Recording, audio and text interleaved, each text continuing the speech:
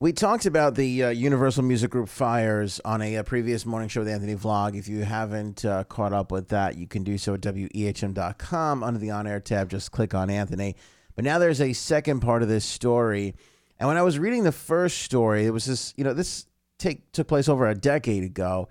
And it was all uncovered by this New York Times Magazine investigation. And it was all really interesting.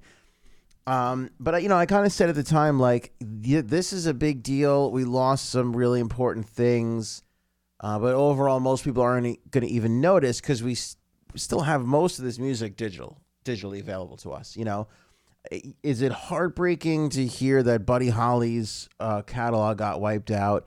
It is. But it's not like we lost Buddy Holly's music, period. We can still go to any streaming service and listen to Buddy Holly. Where it stinks is, if he had an unreleased track or there was something that we could maybe, remaster and put together in a new way. Who knows what kind of technology is available to us in the future where you would need to go back to those master tapes to access those original recordings, to turn it into whatever is coming into the future. Those are the kind of things that we start to lose out on. I said, but outside of that, I don't really, outside of the hardcore music fan audiophile, this is not really that big of a deal. I know the artists were upset. The artists would be losing out on future income. But I'm like, it's not, there's worse tragedies going on in the world. And that still remains true to this day. But here's what's super interesting about all this, because a lawsuit was just filed on behalf of Soundgarden, the rock band Hole, Steve Earle, the estate of Tupac Shakur. I think that Tom Petty is in on it, but I think the Times ran a correction saying that the Tom Petty estate is not in on it. Okay, his estate is not a part of the lawsuit, but his former wife, who owns the rights of some of his music, is a part of the lawsuit. Okay, so that's a little confusing, but just to clarify there. And you're like thinking, well, what could this be about?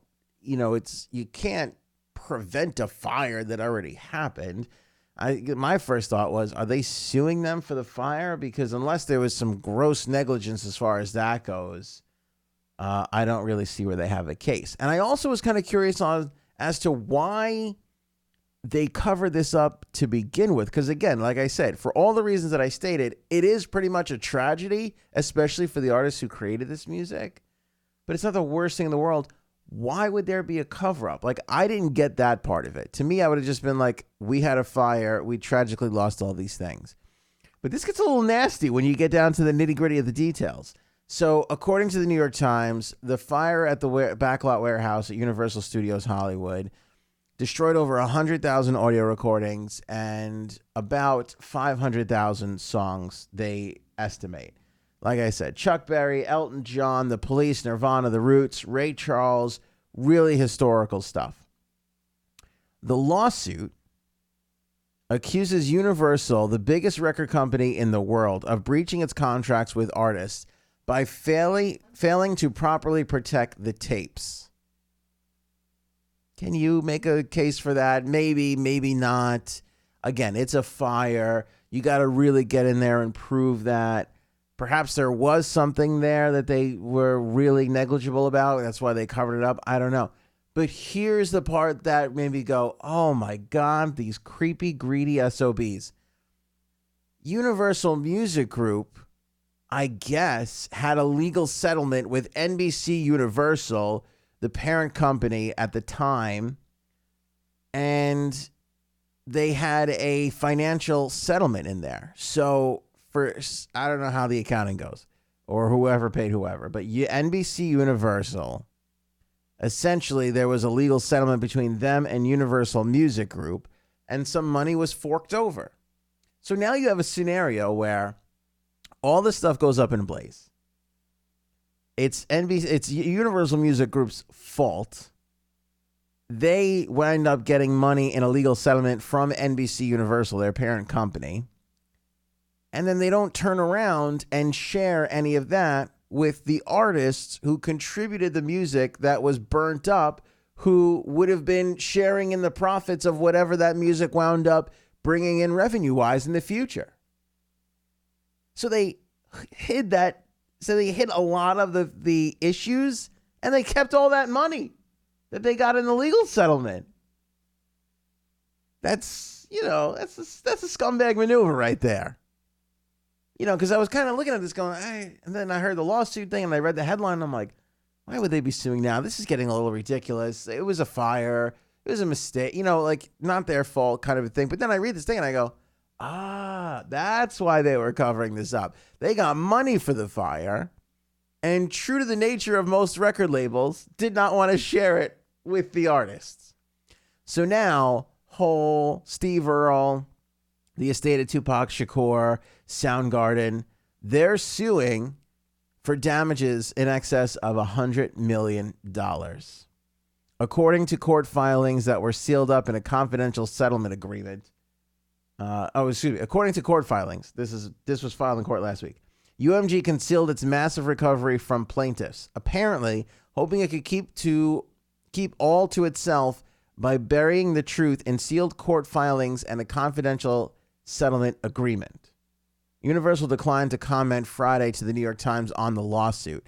The suit filed in federal district court seeks class action status. Lawyers and representatives of other acts said in interviews that they had spent much of the past week trying to ascertain whether any of their material was lost in a fire and weighing joining in the class action or filing their own suits.